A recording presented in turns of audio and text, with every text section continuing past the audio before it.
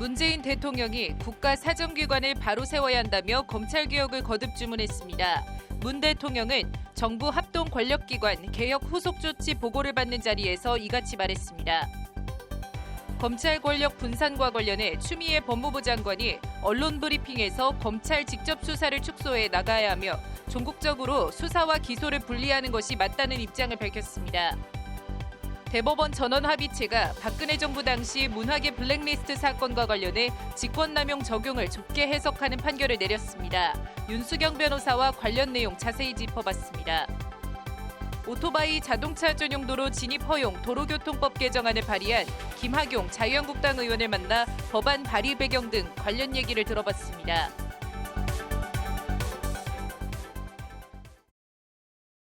(1월 31일) 법률방송 로투데이 시작하겠습니다. 첫 소식입니다. 법률방송이 낸 국회 1호 국민동의 청원 오토바이 자동차 전용도로 진입 허용 청원 관련해서 국회엔 이미 해당 내용이 담긴 도로교통법 개정안이 지난해 발의되어 있습니다. 그럼에도 법률방송에서 해당 청원을 국회 1호 국민동의 청원으로 낸 것은 여론의 주의를 환기하며 공론화를 해보자는 취지였습니다. 여러 차례 보도가 나가는 동안 많은 시청자나 네티즌들이 지지와 함께 다양한 의견들을 주셨습니다.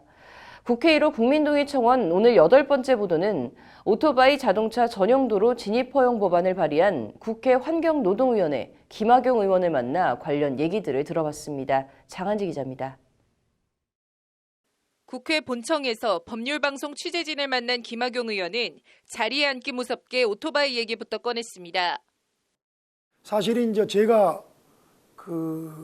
어렸을 때는 저희 집이 형제상해라는 가게를 해가지고 학교 갔다 오면은 제가 학창 시절에 이제 배달하느냐고 오토바이를 타고 이제 짐을 싣고 아버지 심부름을 다녔는데, 동네에서 아버지 심부름을 하러 왔다 갔다 할 때는 몰랐는데 동호회에서 본격적으로 바이크를 타다 보니 오토바이에 대한 불합리한 차별과 규제가 피부에 와닿았다고 합니다. 무엇보다 현행 법제도가 달라진 도로 환경을 제대로 반영하고 있지 못하고 있다는 것이 김학용 의원의 지적입니다.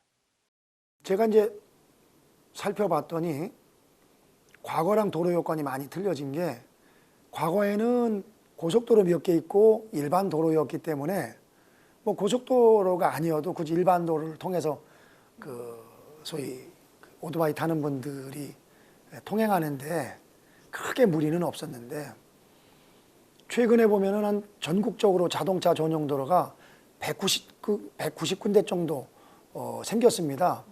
그러다 보니까 오토바이 타는 분들이 타고 다니다 보면은 실질적으로다가 길이 끊기고, 또 자동차 전용 도로가 나오니까 일반 도로로 또 우회해야 되는 이런 너무나 불편한 점이 있어서, 김학용 의원이 지난해 10월 260cc 이상 오토바이에 대한 자동차 전용 도로 진입을 허용하는 도로교통법 개정안을 대표 발의한 배경이자 이유입니다. 사실 이제 1000cc 미만의 경차 같은 경우도 고속도로까지 주행하는데, 그 경차보다 오히려 그 안정되고 또 주행 능력이 뛰어난 그런 대형 오토바이들을 자동차 전용 도로까지 못 다니게 하는 것은 아까 말씀드린 것처럼 너무 통행의 자유에 과도한 측면이 있다, 그런 생각을 갖게 됐고요. 오토바이는 위험하다는 시각에 대해서, 그래서 자동차 전용 도로 진입은 안 된다는 주장에 대해서 김학용 의원은 그것은 오토바이를, 특히 대형 오토바이를 타보지 못한 사람들의 편견일 뿐이라고 일축합니다. 저도 이제 다녀보지만 아주 대형 오토바이를 즐기는 분들은 안전을 최우선으로 하거든요. 그리고 제가 다녀보지만 속도도 보통 한 달려봐야 100 정도로 맞춰서 100km 정도로 맞춰서 다니지, 뭐 자동차처럼 140, 150 이렇게 놓는 경우가 없거든요. 거꾸로 가다 서다를 반복해야 하는 일반 도로가 자동차 전용 도로보다 훨씬 위험하다는 게 김학용 의원의 지적입니다. 글쎄, 일반 도로가 위험하지 자동차 전용 도로는 사실은 일반 도로보다 덜 위험하다고 생각이 됩니다. 일반 도로는 이제 가다가 섰다 또 그리고 주변에 끼어드는 차에 뭐 보행자에 뭐 여러 가지 많지 않습니까? 또 시골 같은 경우는 또 뭐 예를 들면은 농기계도 있을 수 있고. 김학용 의원은 그러면서 자동차 강국인 우리나라의 오토바이 산업적 측면에서도 최소한 자동차 전용 도로 진입은 허용돼야 한다고 강조합니다. 지금 우리나라 오토바이가 많이 활성화가 안 되고 주로 이제 외국 오토바이들이 많이 소위 호황을 누리고 있거든요. 저희 어렸을 때는 대림 오토바이도 많이 타고 그랬는데 지금은 이제 뭐 오토바이 인구가 많이 줄어들으니까 우리나라 오토바이 산업이 너무 죽는 경향이 있어서 그런 측면, 오토바이 산업 활성화 측면에서도 하지만 법안을 발의한 지 거의 5개월이 다 되어가지만 상임위에서 논의가 답보 상태인 것도 사실입니다. 관련해서 김학용 의원은 법률방송의 1호 국민동의청원에 대해 여론의 환기나 동료 의원들 설득에 도움이 된다며 반가움을 표했습니다.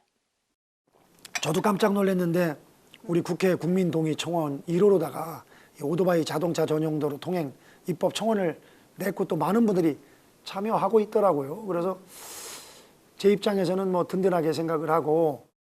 실제 법률방송의 오토바이 자동차 전용도로 진입 허용, 국회 1호 국민동의 청원 이후 유튜브 등 온라인에선 바이크 이용자들을 중심으로 호응이 뜨겁습니다. 청원 1호가 바로 우리 라이더들이 가장 원하는 청원이 들어왔습니다. 바로 바이크가 전용도로와 고속도로에 올라갈 수 있도록 허용해달라는 청원입니다.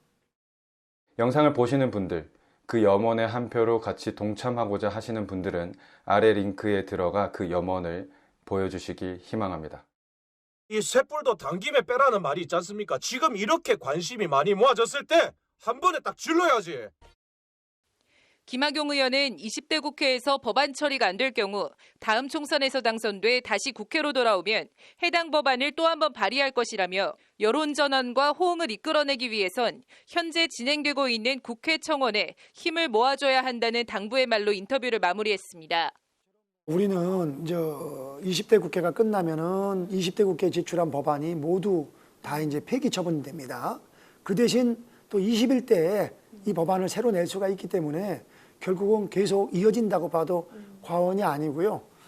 오토바이를 사랑하시는 동호인들이 많이 청원에 참여해 주시고 또 그 청원에 참여해 주시는 동호인들은 아까 말씀드린 것처럼 국민들이 안심할 수 있는 그런 안전운전에 앞장서 주시기를 부탁드립니다. 법률방송 장한지입니다.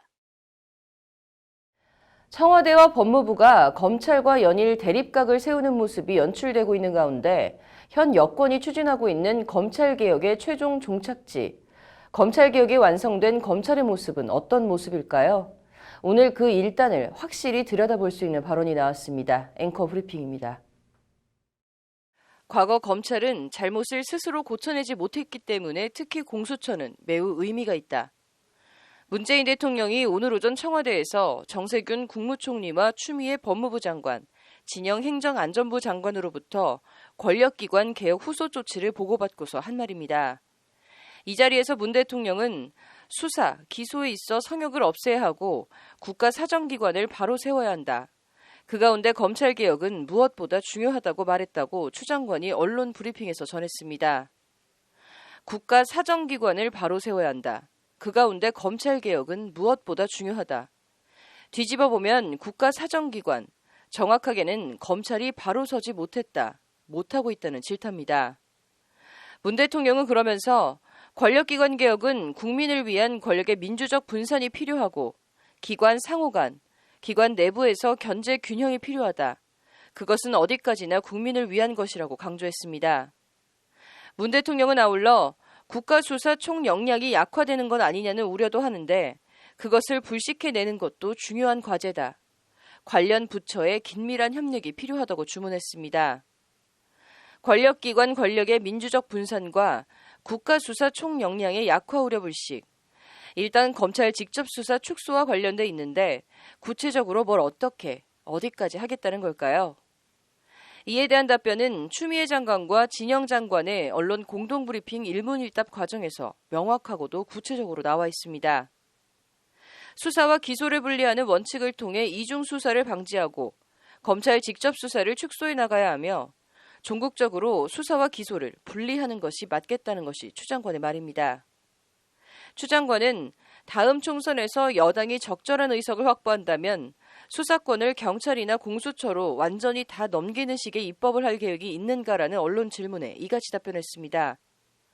궁극적으로 미국처럼 검찰은 직접 수사권 없이 기소와 공소 유지만 하고 수사는 FBI나 NYPD, LAPD처럼 지역경찰이 담당하도록 하겠다는 구상입니다. 추 장관은 우리는 해방 이후 처음 권력기관 개혁을 제대로 하려는 것이다. 해방 전후와 권위주의 정부 아래서는 검찰 파쇼라고 할 정도로 검찰에 많은 권한이 집중됐다며 이같이 밝혔습니다. 추 장관은 그러면서 윤석열 검찰총장과의 갈등설이나 불화설에 대해선 그건 잘못 알려진 것이다 라고 선을 그었습니다. 검찰총장도 개혁 입법 국회 통과가 국민의 뜻을 받든 것이라는 것을 잘 이해하고 있고 개혁에 동참하겠다고 저와의 첫 번째 예방에서 그렇게 분명히 약속을 한 바 있다는 게 추 장관의 말입니다. 윤석열 총장이 이해하고 동참하겠다고 약속했다는 게 검찰에서 수사권을 완전히 떼내는 것까지 포함하는 것인진 의문입니다. 이런 가운데 오늘 눈에 띄는 대선 여론조사 결과 보도가 나왔습니다. 차기 대통령 적합도 조사에서 1위는 지지율 32.2%로 이낙연 전 총리가 차지한 가운데 윤석열 검찰총장이 10.8%의 지지율로 10.1%를 차지한 황교안 자유한국당 대표를 3위로 밀어내고 2위를 차지하는 기염을 토한 것입니다. 보수 성향 응답자 가운데엔 황 대표가 윤 총장보다 더 많은 지지를 얻었는데 무당층이나 중도 성향 응답자에선 윤 총장이 황 대표에 2배 가까운 지지를 얻은 점이 눈에 띕니다. 관련해서 진중권 전 동양대 교수는 오늘 오전 자신의 페이스북에 이 같은 여론조사를 언급하며 추미애 장관님, 이분 자꾸 정치해야만 하는 상황으로 몰아넣지 마시라. 행여 이분이 대통령 되시면 너희들 다 죽음입니다. 라는 코멘트를 남겼습니다. 진 전 교수는 이분이 출마한다면 바로 1위가 될 것이라며 이같이 말했습니다. 현직 대통령이 임명한 현직 검찰총장이 정권과 각을 세우면서 정치를 하겠다는 본인의 의사나 의지와는 무관하게 여권 유력주자의 대선 대항마로 떠오르는 현실. 현상에 대한 해석은 차치하고 참 흥미진진한 나라라는 생각입니다. 앵커 브리핑입니다.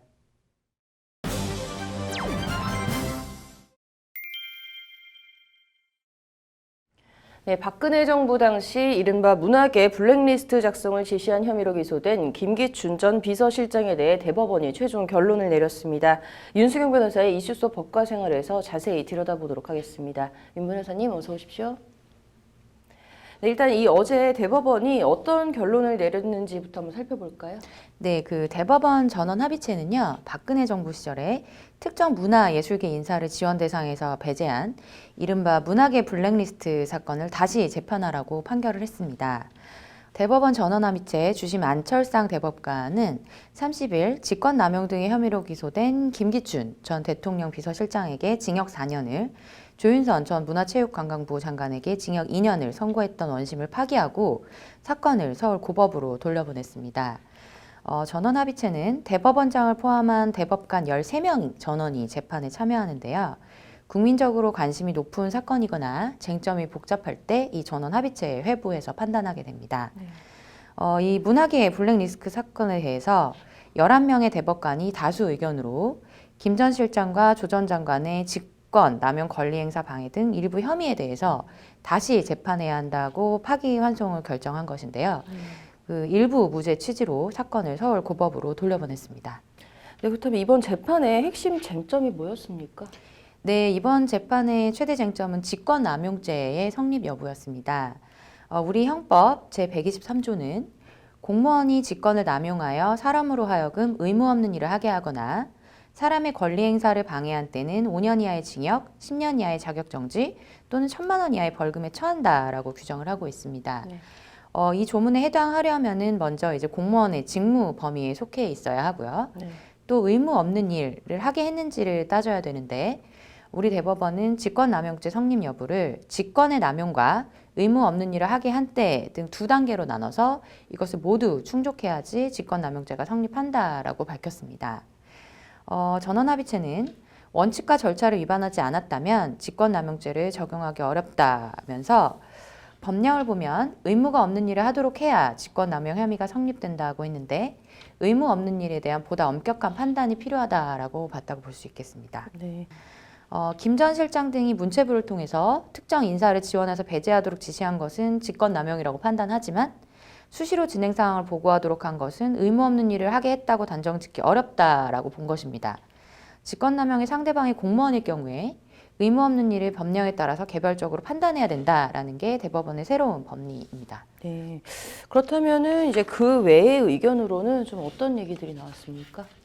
네, 그 박상욱 대법관 역시 네. 피고인들의 지시가 헌법상 문화국가의 원리에 위배되고 표현의 자유를 침해하였으며 평등의 원칙에 반한다고 단정하기 어렵기 때문에 직권남용죄에 해당한다고 보기 어렵다라고 하면서 지원 배제 지시에 대해서도 직권남용에 해당하지 않는다라는 무죄 취지의 별개의 의견을 냈습니다.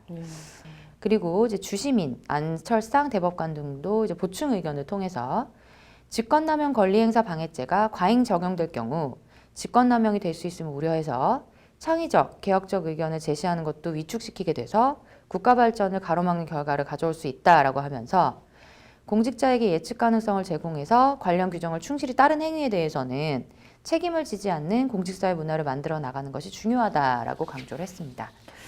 네, 좀 변호사님께서는 문제가 좀 복잡하게 들리는데 개인적으로 좀 이번 판결을 어떻게 보십니까? 네, 이제 법조계에서는 그 직권남용죄의 조문상에 있는 직권, 남용, 이런 의무 등의 단어에 대한 해석이 분분해서 법적 명확성이 떨어진다는 지적들이 있어 왔습니다. 네. 그런데 이번에 대법원이 사건을 선고하면서 그동안 하급심마다 판단을 달리해왔던 직권남용죄의 범위를 좁게 해석하라는 취지의 기준을 제시했는데요. 그동안 이제 많은 비판이 제기되어 왔던 직권남용죄의 적용에 대해서 엄격한 해석을 내놓았다고 볼 수 있겠습니다. 그래서 이제 양승태 전 대법원장과 조국 전 법무부 장관 등 이제 현재 진행 중인 다른 직권남용 사건의 재판에도 영향을 크게 미칠 것으로 보입니다. 네, 좀 이번 판결이 직권남용죄에 대해서 이제 대법원이 내놓은 첫 판단인 만큼 좀 의미 있어 보이기도 하네요. 오늘 잘 들었습니다. 오늘 준비한 소식은 여기까지입니다. 시청해주신 여러분 고맙습니다.